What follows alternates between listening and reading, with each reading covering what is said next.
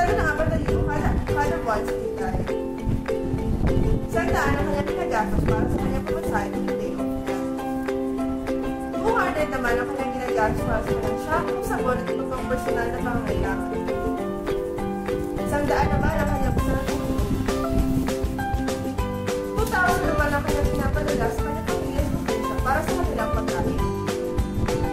1,000 naman ang diretsyo na nireposito ng kanyang amo sa kanyang BPI savings account.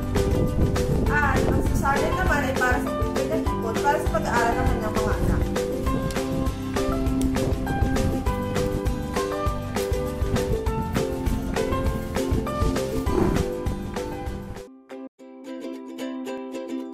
Noon, si Inday, kita minus gastos